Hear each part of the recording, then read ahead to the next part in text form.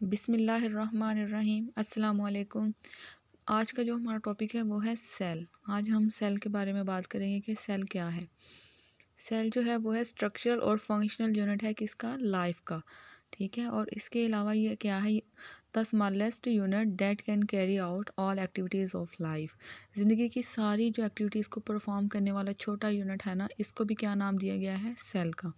ठीक है, cells are building blocks of complex multicellular organism. Cell क्या है, ये बिल्डिंग ब्लॉक्स है मल्टी सेलुलर ऑर्गेनिज्म में।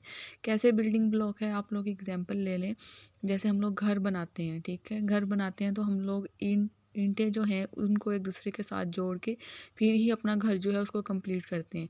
ईंटें जो है ना, ये क्या हैं, ये सेल हैं। ठीक है, इनसे मिलके ही क्या बनता है, एक पूरा घर बनता है।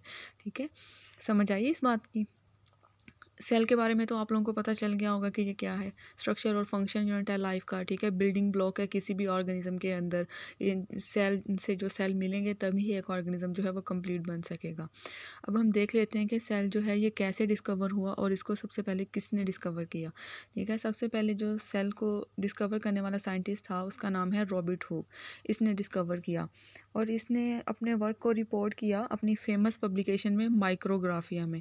ठीक है, इसने किसके ऊपर स्टडी किया, कॉर्क के अंदर स्टडी किया, अपनी जो उसने बनाई थी माइक्रोस्कोप उसमें।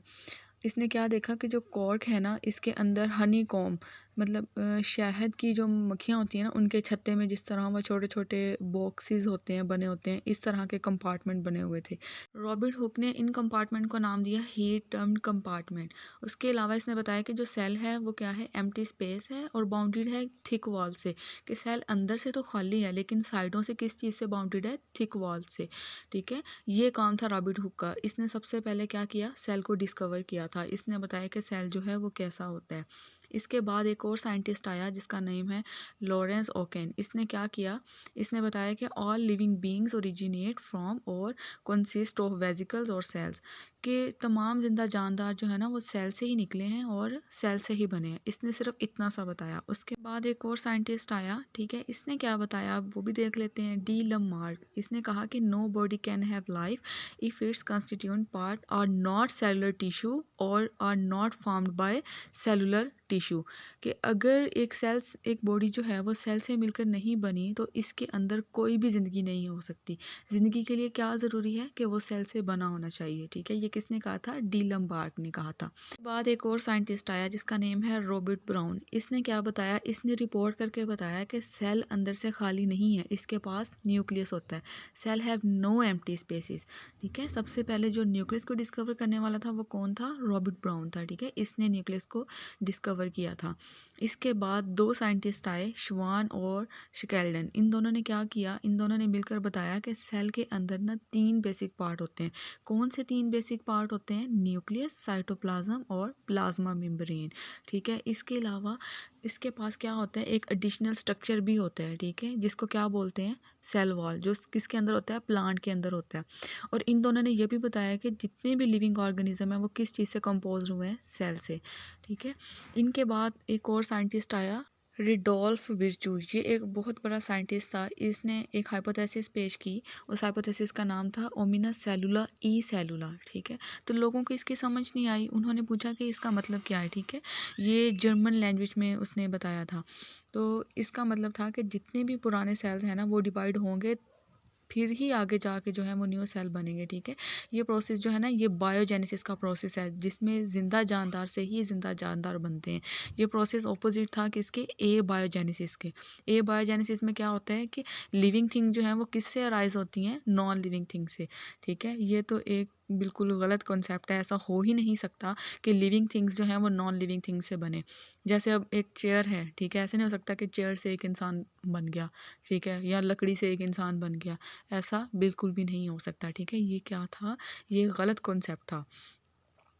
उसके बाद पास्चर आया, लॉइस पास्चर। उसने क्या बताया, उसने कहा कि उसने अपनी ना एक्सपेरिमेंट से प्रूव किया किसकी, रुडोल्फ विर्चू की हाइपोथेसिस को। ठीक है। लॉइस पास्चर ने क्या किया कि अपने एक्सपेरिमेंट से उसने रिडोल्फ विर्चू की हाइपोथेसिस को प्रूव किया और उसने कहा कि वो सही कह रहा था कि जो माइक्रो ऑर्गेनिजम्स हैं ना वो किससे बने हैं, पहले से मौजूद जो बैक्टीरिया हैं उन्हीं से ही माइक्रो ऑर्गेनिजम्स बने हैं। ठीक है। उसने इसकी एग्जांपल में बाइनरी फिशन का बताया। ठीक है। बाइनरी फिशन आप लोगों को पता होगा कि एक बैक्टीरिया जब डिवाइड होता है तो आगे जाके क्या होता है कि 2 बैक्टीरिया बनते हैं। ठीक है। इसके बाद अगस्त वेजमैन आया, उसने क्या बताया, उसने एक एग्जांपल ली कि स्पर्म और एग जब मिलते हैं तो एक जाइगोट बनता है। ठीक है। जब एक जाइगोट से आप मुकम्मल जानदार बन जाते हैं, हमारे पास लाखों सेल मौजूद होते हैं। ठीक है। ये क्या करते हैं, एक जाइगोट बनाते हैं। हमारे पास लाखों सेल्स मौजूद होते हैं और क्या बनाते हैं, एक जाइगोट बनाते हैं। इसका मतलब ये है कि इनका ओरिजिन जो है ना वो एक ही सेल है, इन्हीं से ही मल्टी सेलुलर ओरिजिनेट होते हैं। हमारी बॉडी में जितने भी सेल्स हैं ना उनमें सिमिलरिटीज़ होंगी, या तो वो स्ट्रक्चर के लिहाज से सेम होंगे, ठीक है, या केमिकल कंपोजिशन, मेटाबॉलिक एक्टिविटीज़ किसी ना किसी तरह से वो क्या होंगे, सेम होंगे।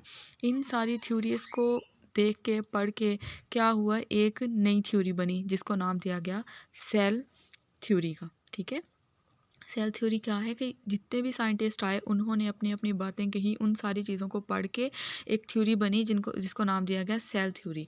अब हम सेल थ्योरी देख लेते हैं कि सेल थ्योरी के क्या पॉइंट है। All organism are composed of one or more cell, कि जितने भी ऑर्गेनिज्म हैं वो किस चीज़ से कंपोज हैं, एक या एक से ज़्यादा सेल से। ठीक है। ये पहले भी पढ़ा हमने। All cell arises from pre existing cell, कि जितने भी सेल जो हैं वो पहले से मौजूद सेल से बने हैं। Cell is the basic structural as well as functional unit of all organism. ठीक है। आई होप कि आप लोगों को आज का ये लेक्चर समझ आ गया होगा। मिलते हैं नेक्स्ट वीडियो में एक नए लेक्चर के साथ। ओके, अल्लाह हाफिज़।